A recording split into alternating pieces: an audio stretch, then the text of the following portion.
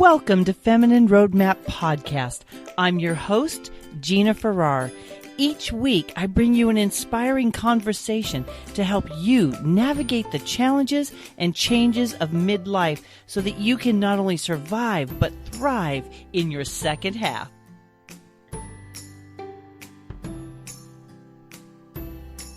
Hello, Feminine Roadmappers. It is Gina here, and today I have a guest who is a specialist in hormone therapy and weight loss. So we're going to be talking about natural treatments for women experiencing menopause symptoms. As we know, there's a lot of information out there, so I found someone who's an expert to help bring some clarity to this interesting season that our bodies go through. Her name is Dr. Carissa-Alinat. She's a nurse practitioner, a PhD in nursing science. She's a sought-after leader in hormone therapy and weight loss. She's the owner of Living Young Center in Palm Harbor, Florida, and she is the author of the book Menopause-Switch, which will be coming out July 12th. So if you're listening to this on the day that the book is launching, you're going to want to go to the show notes and click that link and get your free copy, pre-order, get on this train. If you're listening to it afterwards, I will have a link to Amazon so you can get a copy of your book. So without further ado, Dr. Carissa, thank you so much for saying yes to me. Oh, thanks for having me. It is happy Friday. Yes, happy Friday. We were just talking about how she has a kitty that's a doppelganger for my kitty. And So one of the beautiful things about technology is I have this opportunity to find you on Instagram, know that your message is so right for my tribe, and then you graciously said yes to me. And so I am also with my tribe getting to hear this wonderful message that you have and this wisdom and this, this gift that you have for women. Menopause is very overwhelming for some women and scary to others. So let's demystify it a little bit, Dr. Carissa, and tell me how you got into this mission and message of hormone therapy and weight loss. So a while back, I didn't know anything about hormones or menopause. They were just kind of a mystery, as I think they are a mystery to a lot of people out there. But one of the main reasons why I became interested in learning more about hormones and also premenopause, perimenopause, and menopause is because we have some female issues that run in my family. And both my mother and my grandmother had some problems that led to full hysterectomies in their 20s, which put them straight into menopause. So because I knew that ran in my family, then I kind of wanted to be prepared for it myself. Fortunately, that hasn't happened yet, but when it does, I know what I'll need to do to feel my best. So there's that. So I went to the University of South Florida. I attained my bachelor in nursing, also my master's in nursing to be able to work as a nurse practitioner. And I also finished my PhD in nursing science, which allowed me to work as a professor and also clinical research scientist. I do have some background in research, which helped me develop some natural protocols that help women undergoing menopause at my clinic. And the natural protocols are written in my book, The Menopause-Switch. That way I can help women not only at my clinic, but around the entire world. So it is coming out on July 12th. There's a pre-order option on Amazon, and it'll be available by Kindle as well, so you can download it immediately. So that's how I came into the whole menopause scene. As far as weight loss goes, I do have a strong background in weight loss. I did lose a lot of weight myself, over 70 pounds. My husband, his name is Chef Guy. He's a chef, so a lot of people ask me, how do you manage to not gain the weight back? And the answer is because he is from the south of France, so we have a very Mediterranean way of eating. I kind of joined forces with him and also included some recipes in the book to help women put their bodies into an optimal place for their health and to be able to manage their menopause symptoms and also lose weight. I also have a weight loss program at my clinic as well. So I do hormone therapy when necessary, but I do prefer a more natural approach. So I do offer women a lot of natural options before resorting to medication.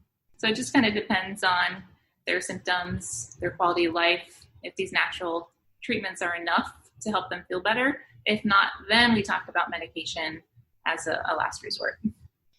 What are you seeing in terms of the age that women are actually going into menopause? Well, the average age is 51, but I have been seeing a lot of women coming into the clinic going through an early menopause. I've even had some women in their 30s going through menopause. So we had to do a little bit of digging, just make sure there wasn't anything major going on that would cause menopause to occur that early. But it is coming earlier than I see a lot of younger women more and more coming in with irregular periods, and they're starting to have hot flashes and night sweats and low sex drive and vaginal dryness and brain fog, and they start gaining weight mostly around the midsection. I'd say about 95% of the women who come into the clinic who are complaining about, these menopausal symptoms also want to lose weight. So that's why I focus on both.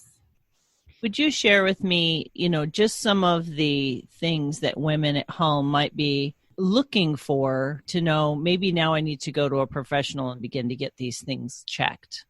So it all depends on your quality of life. So if these symptoms are interfering with your everyday life and causing a lot of stress and causing you to become a little bit depressed or not be able to do your job properly or are interfering with relationships, maybe at home, then it's definitely time to go seek help.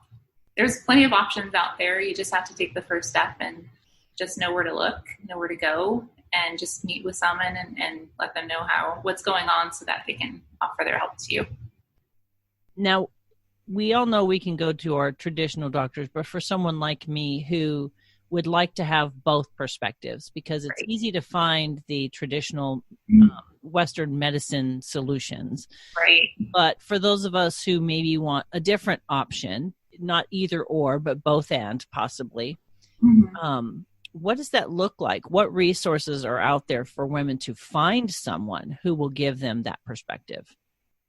So I do take an integrative approach. So I try to use natural treatments as much as possible, but sometimes medication has its time and place. But if you do go to a doctor who practices conventional medicine and you are going through menopause, having problems, they're probably just going to put you on medication, probably in the form of birth control pills, which have other side effects as well. So if you're looking for someone who can offer both a natural approach as well as maybe the option of medication, then you should search for an integrative gynecologist. Also, I am a member of the Institute for Functional Medicine. So if you go to their website, I believe it's ifm.org, you can actually search for a functional practitioner through their website to see if one is located near you. So functional practitioners are more on the natural side, so they'll be able to help you that way. Thank you for that resource. That's a great place to start. Yeah, there's plenty of practitioners all over the U.S., all over the world, actually. So definitely check out their website to find one. Wonderful. So let's talk about your approach to hormones. How do we as women begin the journey in a way that's supportive? So walk me through what it looks like if a woman comes in, and how would you help her navigate? And I know it's different for person to person, but just kind of give me an every woman approach to what it looks like to come into your clinic with the symptoms. Just kind of walk me through maybe some of the tips and strategies that you have for women that suspect or maybe aren't suspecting. They're pretty darn sure. Sometimes you suspect you're going through menopause, and then there's this is definitely not, Great. Well, since I do run a clinic, we tend to do blood work at the beginning just to kind of see where their levels are at. Everyone experiences menopause differently. So I have plenty of women who just say, well, I don't really have a lot of symptoms, but I just want to make sure that I'm in my best health at this time. And then I have those who come in who are in tears.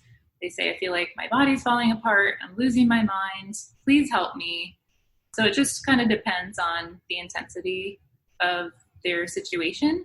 But I tend to do blood work first. And then we talk about diet and exercise. Those are huge, huge, huge, huge. what you eat definitely affects everything else, and especially your hormones as well. So I definitely talk about a diet that is based on whole foods. So I always tell my clients, if it doesn't look like it grew from the ground or walked the planet, then you probably shouldn't put it in your mouth. We also talk about avoiding things that can disrupt your hormones, things in your environment, there's actually a list of them in my book as well. Things that will interfere with your hormone balance, things that you cook your food with that can leach into your food, that can affect your hormones. And then we talk about supplements as well. So lifestyle changes, diet, exercise, cleaning up your house to make it a little bit less toxic, and also some natural supplements that I can take as well.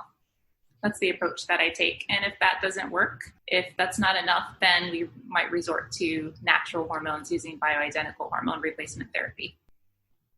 I would love to have you share.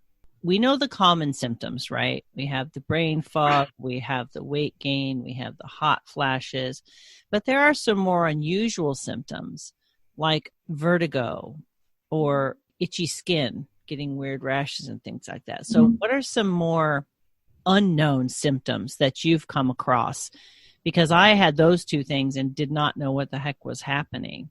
So I had to do my own research, if you will. So can you give us a little bit of a potentially unusual symptoms that might be off the typical hormone imbalance list? I have had a couple women who come in who said that they were really itchy, especially at night. Also men too. Yeah. One that I think a lot of women don't pay attention to is the brain fog. And women will ask, like, well, what does that mean? And I'll tell them, well, it kind of feels like you can't focus on something, that everything else just kind of interferes. And you also feel like you can't remember things as much. I actually went through another hormone imbalance myself, not menopause, where it was scary. I would walk into the kitchen and I would actually forget why I was there. I was worried that I was developing an early onset Alzheimer's.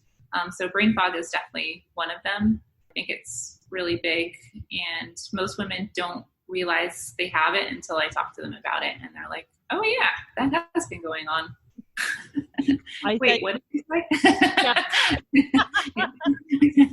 In the middle of the conversation, what? Yeah. Mm-hmm. But I read something about that as it came across my podcast email list about the problem of brain fog impacting women's jobs, because they hit that kind of middle age and they seem to not have it together anymore. They seem to be losing that rhythm, right? And a lot of the times it's literally just a hormone imbalance that's impacting their ability to track like they used to. And it is scary. That was the other thing. I actually read something about how a lot of women who have really severe brain fog, they are afraid that they're getting early onset Alzheimer's or dementia. Mm-hmm. Yeah, absolutely. Balance is that. What is it that we can do? I know I take supplements, I do natural hormones, and I feel pretty good. Like I don't have any major things, but what could a woman do when she finds herself in the middle of a thought and like it's just ghosted her and she can't find it again? So I actually have a whole chapter on brain fog in my book. Oh, here you go. Here's a good quote for that. Actually, it says, "My mind is like my internet browser. 19 tabs are open. 3 of them are frozen, and I have no idea where the music is coming from." I actually opened the chapter on that.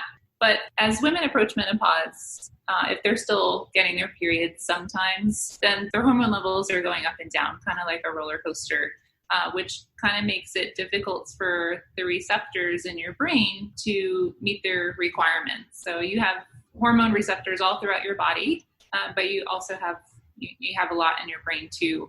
So that's why women get brain fog around the time of menopause, because those hormones are missing.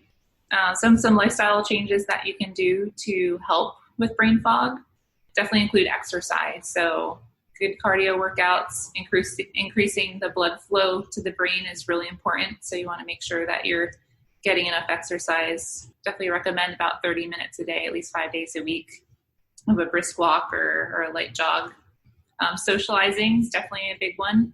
I do have some women in their 70s who are postmenopausal. They haven't had their period for a long time, and they're concerned about brain fog, and they're not working anymore. They're just staying at home. So I remind them that you need to keep the socialization going. You need the interaction to keep your brain activity up to par.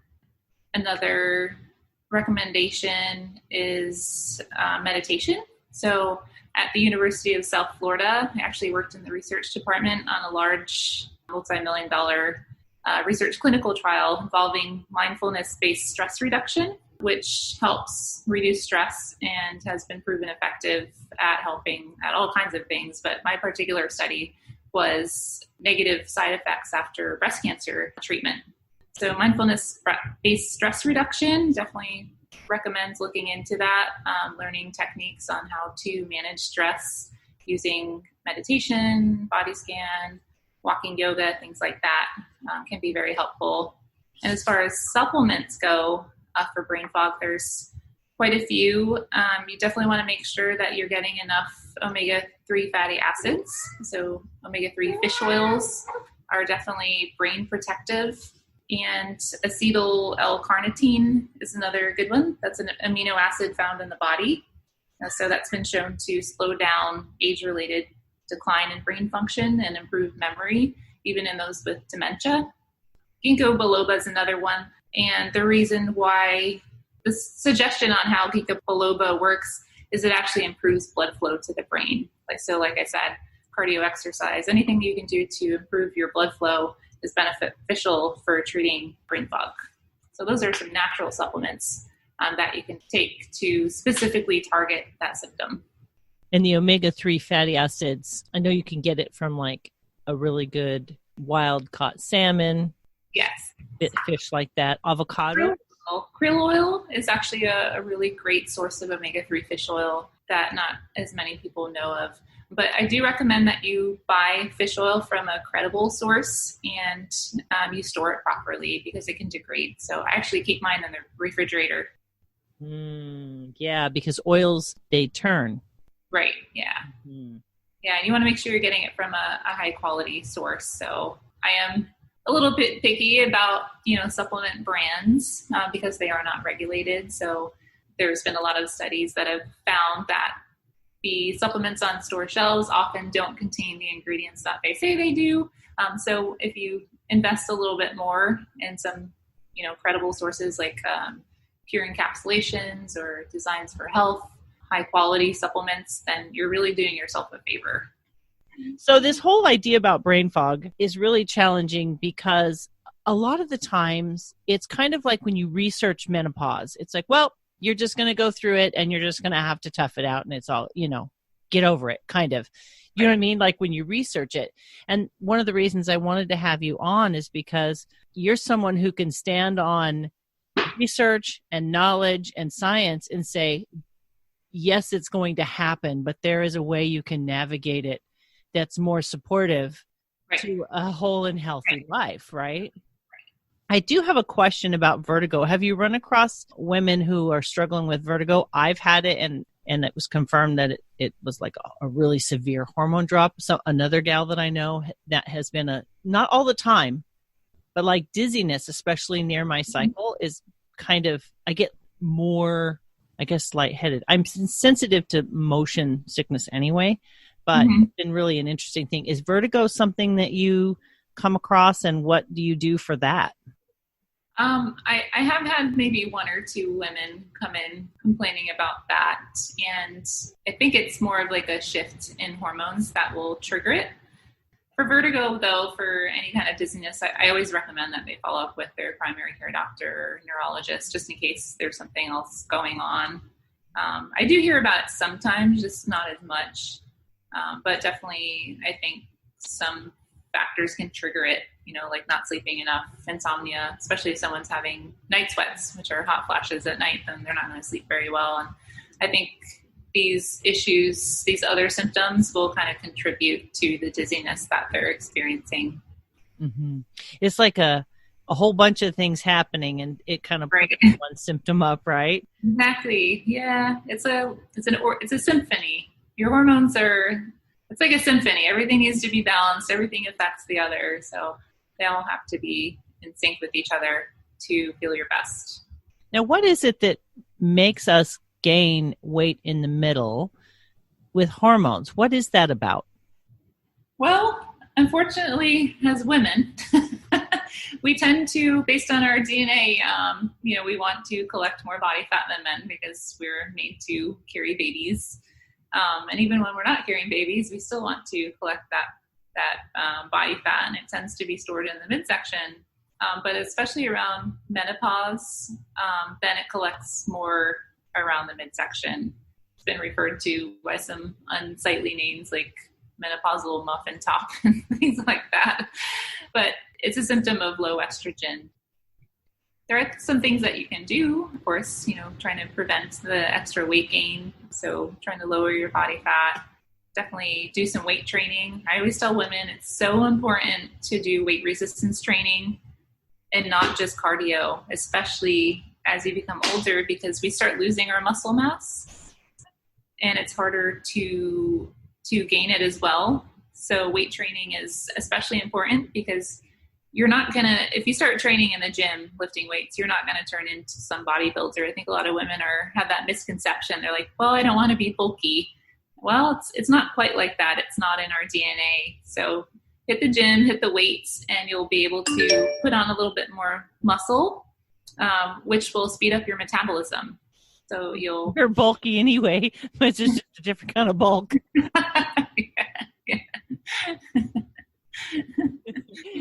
Yeah, weight training is so important. And actually that's what helped me lose weight years ago when I was very overweight, weighed 200, now I weigh about 130, I wasn't raised in a healthy household. Nobody really worked out. So I figured just walking my kid in the stroller every day would do the trick. But once I started hitting the weights at the gym, that's when things really started moving faster for me. So definitely don't be afraid to get some dumbbells and do some little weights at home or meet with a personal trainer just once so that they can kind of show you what you can do.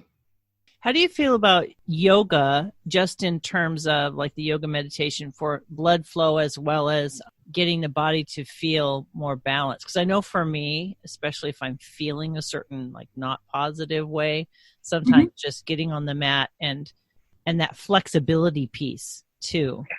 Right. Age. So yoga for weight loss, is that what you're asking? Just for like controlling like our emotions or coping with menopause and helping our body like be more balanced. Do you feel like yoga is a good piece? Oh, absolutely. Yes, absolutely. And also depending on the type of yoga that you're doing, some have some faster moves. So the more movement, the more blood flow that you have going throughout your body and also your brain as well.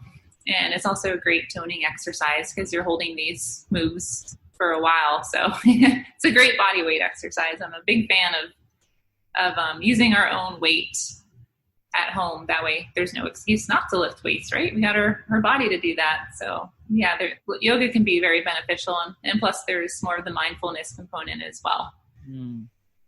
I found for me that sometimes when we're going through things like this with menopause and we're feeling that kind of physical stress, we hold our breath more, like breathing properly as well.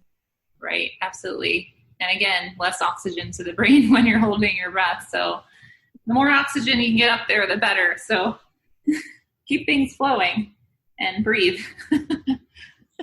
It seems so simple, but right now in time, as you and I are talking, the world is kind of trying to come out of quarantine and there's a lot of unrest and it just, you're under a lot of collective grief and stress. And how does that kind of environment impact a woman whose hormones are already out of balance? How do those things work together? It's a very stressful time right now for a lot of people. There's plenty of people who lost their jobs. There's those who are worried about family members in their home who are at high risk of becoming ill. There's also a really big polarization against, different sides on this virus. A lot of people are arguing with each other and fighting. Social media has become a battleground. So A war zone. I try to stay away from it sometimes.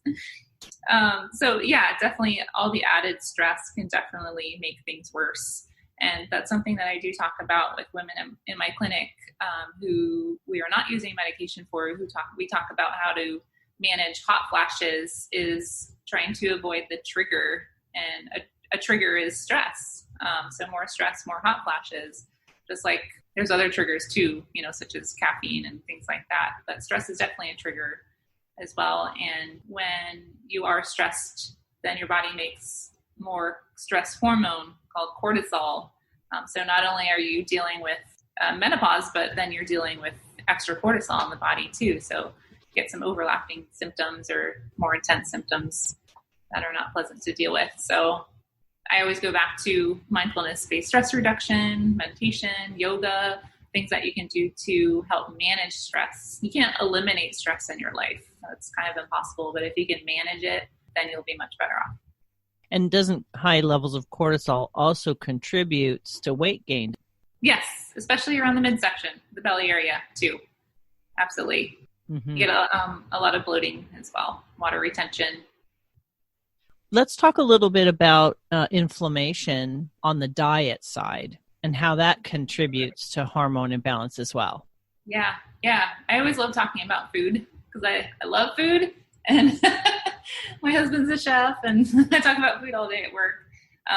But I also want to talk about things that are in our food, things that come in contact with our food that affect our hormones as well.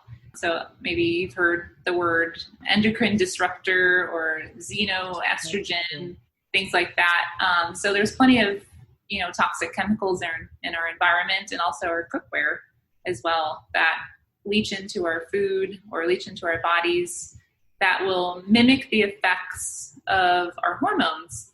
So it kind of tricks our body into thinking that, you got some estrogen here, but it's not the same. It's a toxic form of it. Which can lead to a host of problems. Eating organically, I always recommend, I know it is a little bit more expensive to do that, but I think you're investing in your long-term health by buying organic meats especially. I always say if you're going to buy anything organic, make sure that it's meat, eggs, cheese, butter, things from an animal source, and make sure that you're getting a lot of fiber to flush your digestive tract out. You don't want to keep things inside for a long time. Constipation is huge in this country because we don't get enough fiber. So you want to keep things clean, keep things moving to make a less toxic environment inside of your body as well. While we're talking about food and endocrine disruptors and xenoestrogens, I also have a question about the oils. Are there oils that are disruptors to our bodies? Absolutely. So again, just as I say, if it doesn't look like it grew from the ground or walked the planet, you shouldn't put it in your mouth. When it comes to oils, the less processed, the better. That's why extra virgin olive oil is such a healthy food. We use a lot of it at home. Also, extra virgin coconut oil as well. It's another good one. Some people are kind of confused by coconut oil because they say it's a saturated fat, but it's a healthy fat. So I definitely recommend that one. Avocado oil is really great too. You want to stay away from any hydrogenated oils. Anything fried, usually isn't very good for you. Extra virgin olive oil is your friend. Coconut oil is too. Avocado oil, things like that. I was wondering about olive oil because I've heard that and it's so hard to know how hot your oil is, but how there's a point where it's not good, it's not healthy beyond a certain heat. So do you just put it in the pan and start cooking right away? Is that how you protect the olive oil from getting too hot alone? Do you know what I'm asking? It has a low burn temp or smoke point, I think is what it's called. My husband would be better at that. It's easier to burn, yes. One thing that I like to cook with is ghee, not my husband's chef ghee, but ghee, like Ghee, which is actually taken from butter, but it has a really high smoke point. So you can cook things at a really high temperature with it without burning the oil. Yeah, you don't want to burn oil. Right, because it changes it, right? Yeah. We do plenty of sauteing with extra virgin olive oil, but if you're cooking at a really high temp, then ghee is a good choice. Not chef. Not cookie, but yeah, he's always good for cooking. I always like to ask people who are menopause specialists, hormone therapy specialists, what their take on using something like essential oils is. Things like that to help just support the mental and emotional state. I know it works for me. Right. So I think essential oils can be very helpful, especially for relaxation, for lavender oil, for example. Tea tree oil is also really helpful for its healing properties, using it on your skin, a whole ton of things. I actually use it. I like the smell of it. It actually makes me feel a bit more energized as well. So yeah, I'm all for essential oils. I do let people know that if you are exposed to too much of it, then they can actually affect your hormone levels. Actually, lavender oil too. But, just like with everything else, too much of one thing isn't a good thing. So everything in moderation. Mm-hmm. But yeah, they can be very helpful emotionally. And also you can use them medicinally as well. Yeah, I love them. But you make a good point, is that idea of a protocol that has more than one thing happening so that you're getting a more balanced treatment for your body and your mind. Because hormone really is, we are hormone. We are human, therefore we're hormone. And you mentioned men earlier, right? They also have a drop in hormones, don't they? Yes. It's called andropause. Oh. Just like women go through menopause, men go through andropause. So they have declining levels of testosterone and sometimes elevated levels of estrogen, which I'm seeing more and more at my clinic. And also the research world has found that too, that men are losing more and more testosterone every year and their estrogen levels are rising. I definitely think that there's things that are in our environment and our food that are contributing to that. Swimming pools are one, chlorinated swimming pools. Chlorine can actually increase men's estrogen and lower their testosterone. So yeah, men go through this too. We're made of hormones. A lot of people ask, what are they? And I just put it in a way that lets them know that they're just messengers. So hormones are chemical messengers. They tell the rest of your body what to do. That's such a great explanation.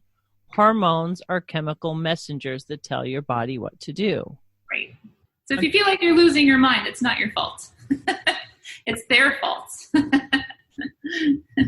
And I think that's what makes it so important to learn to listen to your body, right? Like to really get a sense of what you're feeling and what's happening in your body. How do you help people?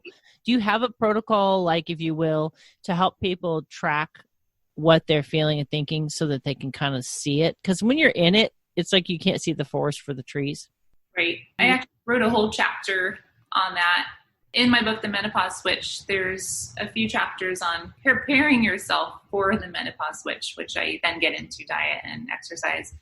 But one of the chapters is cleaning your mind.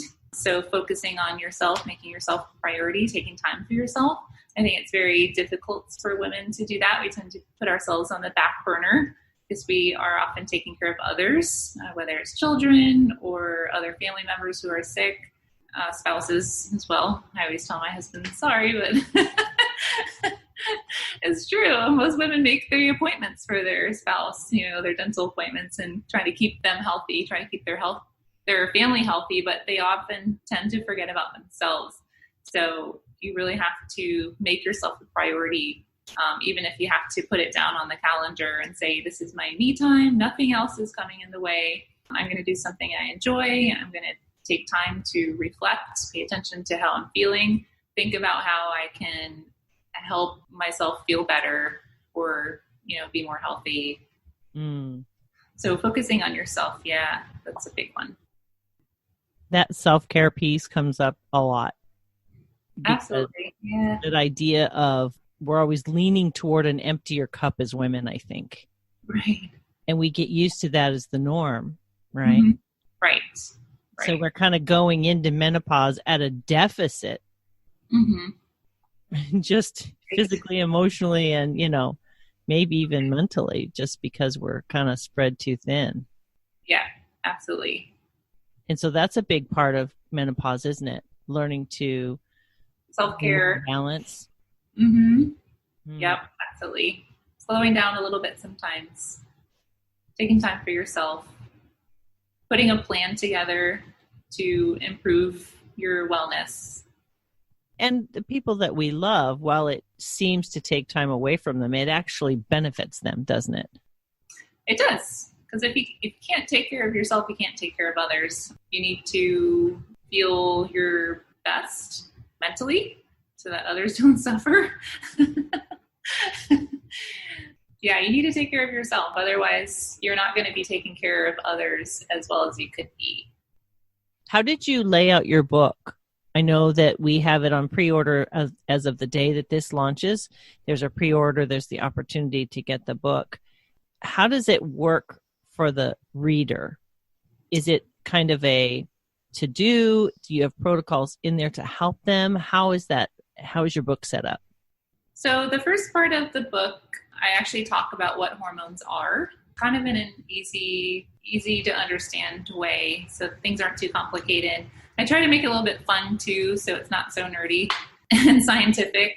It needs to be entertaining. So the first part, I talk about what hormones are, what they do, the symptoms of imbalances. I talk about premenopause versus perimenopause and postmenopause, so the different stages that we go through. And then the second part is called Preparing for the Menopause Switch. There's a few chapters in there. The first chapter focuses on cleaning your mind, so changing your mindset, practicing self-love and stress reduction. The other chapter in there is cleaning your body, so avoiding, toxic chemicals. And also there's a lot of women who are on synthetic hormones who want to come off of them. There's women who have been on birth control for a long time who want to come off of it. So I talk about that as well. And then the last part of that, Preparing for the Menopause Switch section, is cleaning your home. So removing things in your home that can be toxic, that can affect your hormones in a negative way, cleaning up your kitchen, things like that. And then I talk about the menopause switch. And what the menopause switch is, each chapter is focused on a specific symptom that you might be suffering from, whether it's hot flashes, night sweats, or mood swings, weight gain, brain fog, difficulty sleeping. So each chapter is devoted to that symptom. And in each chapter, then I talk about lifestyle changes and diet, exercise, and also natural supplements that can help for each symptom as well. And then at the very end of the book are the recipes that you can include to help put your body into its, best place for feeling better and being able to lose weight. So that's how it's structured. Targeted treatments for each symptom, because not everyone has, hot flashes. Some just have brain fog, or some just aren't sleeping well, or some have lost their sex drive. So I just kind of separate it so that you can just go to that chapter and find what you need to help feel better for that one particular thing. For me, I don't have hot flashes. I do naturally not conduct heat well. I live in California, Southern California, semi-arid desert, and I'm like the worst heat conductor ever. And it runs in my family. It's ridiculous. It's like I can't cool off well. Even though I sweat like a man, I can't quite get it's like my core can never quite get comfy. So I try to stay away from the heat. Well, what's been happening for like the past 3 years, this probably started a little bit before I turned 50, is I get right about where my bra around the back is. It's almost like I have a little spigot right there. And I literally sweat down my spine. Down the middle. Yesterday I said to my daughter, feel my shirt. It's like dry on the fleshy part of my back and just soaked. It right down the middle. Yeah. Which is like, it's so strange. It's like, oh, someone just turned a faucet on it, and I can literally, it'll run. And like the day before my cycle starts, I'll feel this sweat just drip from about where my bra is down my spine. I'm like, well, I know what's coming. So it's not like a hot flash, but there's like definitely a more warm thing. And now that we're wearing face masks, oh, sweet Lord Jesus, I'm trying to breathe and my breath is like 470 degrees. It's horrible. Yeah. But just, when the hormones are off. But I do have a question for you. I read recently that some women's menopause symptoms never go away. Like you could be 70 and still be experiencing menopause symptoms. Is that accurate for some women or all women? Yeah, it's true. I mean, most women, it doesn't last that long. Luckily. I'm going to vote that I'm one of those. I do have a couple women who are in their mid to late 70s who are still having hot flashes, or were having hot flashes until we stopped them. And they've been on and off hormone therapy for years. You know, they would go on hormone therapy and then stop to see if they needed the medications, but then symptoms would return. So then they go back on them again. And it was just seemed to never end. But for most women, that doesn't happen. So there's some positive there. It lasts a few years, but not usually decades and decades like that.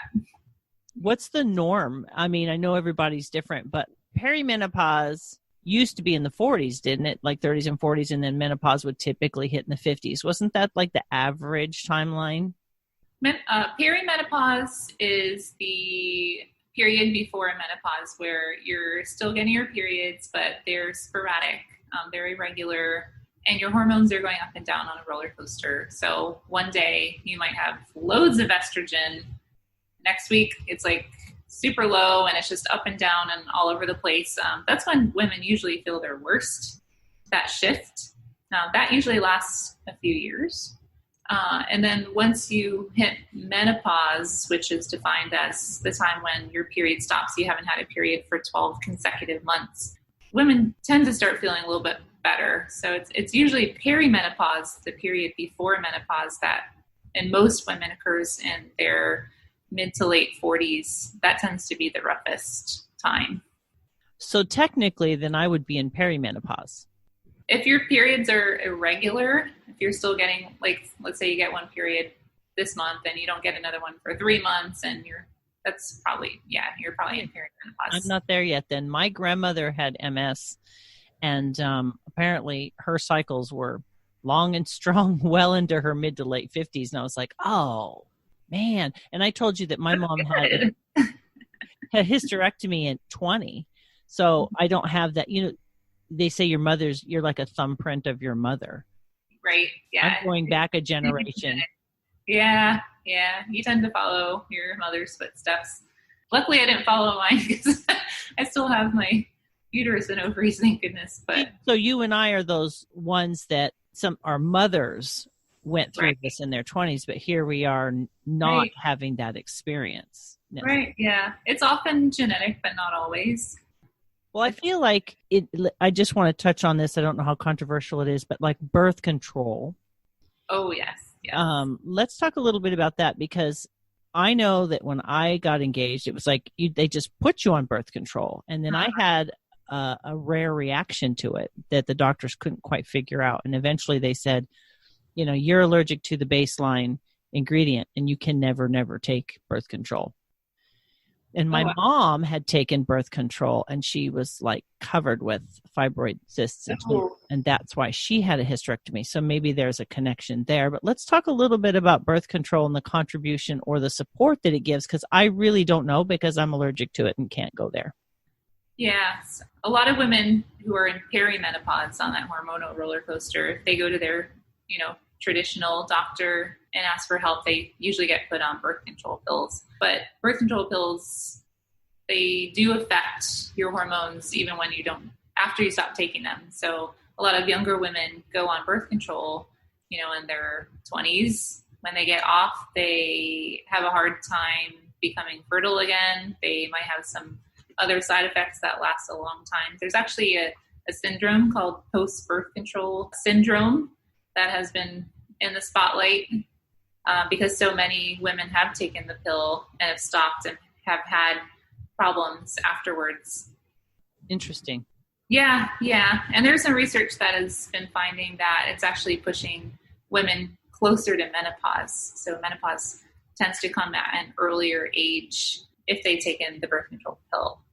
For anyone who has taken birth control, who's recently stopped, then I definitely recommend trying to detox. So a lot of fiber, a lot of whole vegetables and fruits to try to get the metabolites basically the hormone leftovers out of your body.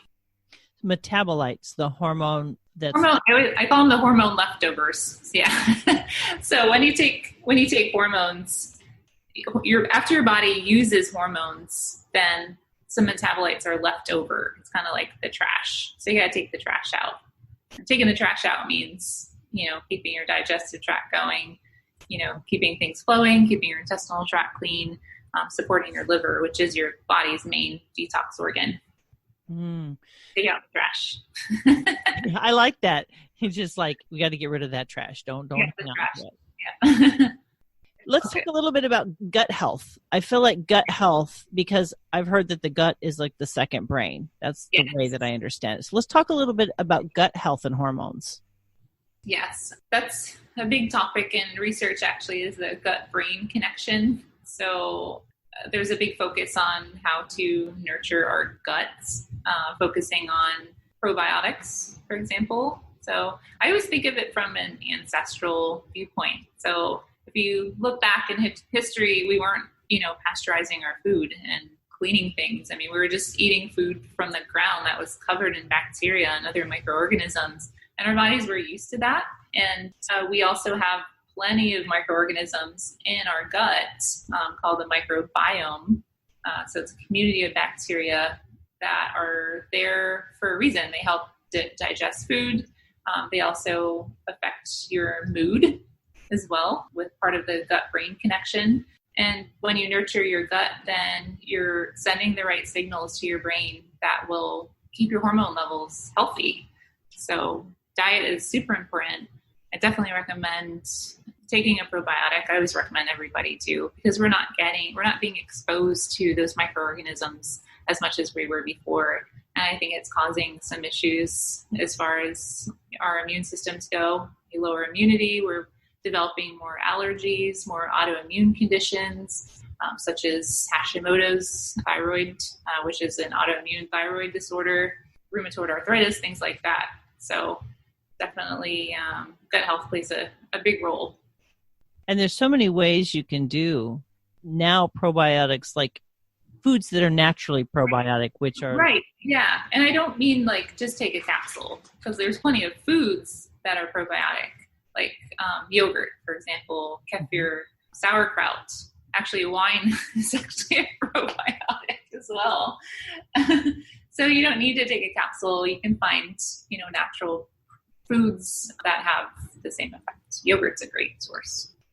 But do we still, because I use a really good supplement as well as I eat the yogurts, because like you said, we're at such a deficit, it's almost like you almost need to double down a little bit to get your gut back in order.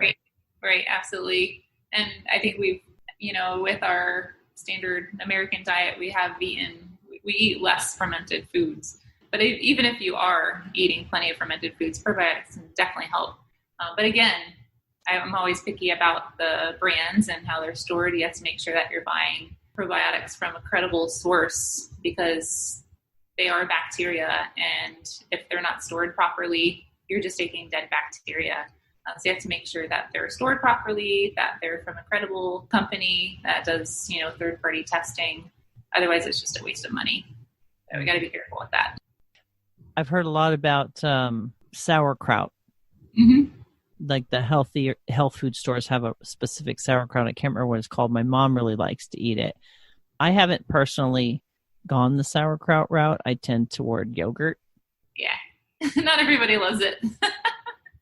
I love it. I know it's good for you, but I'm like, Yeah, not everybody likes it. I grew up eating it because I have some family members who were Polish, and we used to make homemade pierogies.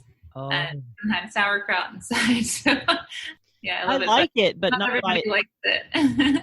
I like it, but not by itself. Like with something, it's great. But it's like my mom would just like eat it, and I'm like, no. Yeah. Speaking of probiotic foods and drinks, what do you think about kombucha? Do you like kombucha? I do. I've tried different ones, and I found one that I like, and I kind of stick with that brand. Because the thing about kombucha. True story. I'm a super lightweight. Like I don't drink, I don't smoke, I just don't do any of it because I have a little sip of margarita and it goes straight to my head and my body. I feel really weird, like instantly. Like maybe I'm sensitive to it. So I just don't mess with it at all. So some kombuchas, my point is, make me feel funny. So like there's a brand that has a black label, literally a black label, and you have to be 21 to buy it. And my husband, the flavor he likes comes in the black label. And even that, as silly as it is, like it makes me feel funny. I don't like it, but I found a brand that doesn't make me feel funny. And I love kombucha because that supports your gut health as well, right? Yes. It's fermented tea. Yeah. Personally, I just can't. I don't like it, but it's a big thing right now. And there's plenty of it on store shelves. So if you do like the taste of it, then it's great for your gut health. They're not all equal. I promise you. Some of them taste real weird. Yeah, that's true. I tried a few, but I'm just not a fan of it. But I do love water kefir. Oh, yes. I actually make it at home. It's actually really easy to make. But they have it right next to the kombucha on store shelves. They have a water kefir. I can't remember the brand name that I like. I'm going to look. Probably the one that I did. It comes in a smaller bottle. And I think I did one that was like citrus flavored or something. And I was like, this is really good. Oh, it's made by Kavita. Yep, that's the one.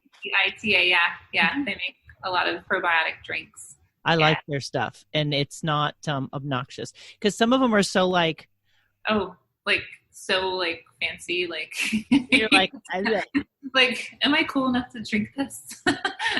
And can I devote half of my paycheck to buying it? These 3%. The black labels are 3%. Oh wow, that's why I can't. I literally can't cope. I'm such a wuss. Like close to having a beer. Right? Synergy. That's the one that I like. And they have a lavender love that's very gentle. It's lovely. I love lavender drinks. I do too. Yeah. I love lavender everything. I just bought French lavender. Well, I want to thank you so much for all of this information because, it's really a confusing conversation for a lot of women. And there's so much conflicting information out on the internet, right? Oh, yeah. You just don't know what to anchor into. So I appreciate you taking the time. But for those women that are like interested in the approach that you have, and your book is a great resource, what are 3 kind of key things you want women to anchor into if they think they might be in perimenopause or menopause to just kind of put their feet on the right path toward feeling just upright and normal again? Mm-hmm. So number 1, focusing on yourself. So making yourself a priority. 2 is definitely eating healthy as you can, eating whole foods, staying away from processed foods. And the 3rd is if you're not able to help your symptoms naturally through, sources in the book or whatever else you find, don't be afraid to just meet with someone and talk about it. So that's the first step, is just finding someone who's specialized in this, like a functional medicine practitioner or integrative, and just meet with them and ask them for help. Awesome. Well, Dr. Carissa, I want to thank you so much for bringing such a good, broad overview to this conversation, and really, I feel, bringing clarity to it. Thank you for bringing your journey to your book and to this podcast and being willing to reach for that greater impact, because this is really one of the largest impactful events in a woman's life. Yes. It can be scary, overwhelming. Huge shift. I mean, you've been making these hormones your whole life, and then all of a sudden things start shutting down, and it's a huge shift, and it can have also negative, health consequences too. So yeah, absolutely. Seek help. Yeah. But thank you for having me, and it's really a treat for me too, because I want to share the message and spread the message as much as I can. So thank you for helping me do that. As soon as I saw your ad, I think it was on Instagram, I'm like, oh, I have to talk to her. So thank you for trusting the crazy lady on Instagram who just DM'd you and said, hey, come talk to me. I think it's going to make a huge difference. And so thank you. Thank you so, so much. Today, I've been talking with Dr. Carissa-Alinat. She's a nurse practitioner. She has a PhD in nursing science. She's a sought-after leader in hormone therapy and weight loss. She's the owner of Living Young Center in Palm Harbor, Florida. She's the author of Menopause-Switch.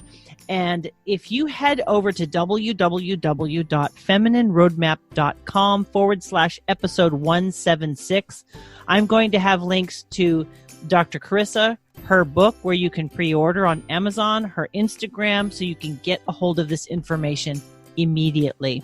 If you're hearing this later than the launch date, go get a copy of that book.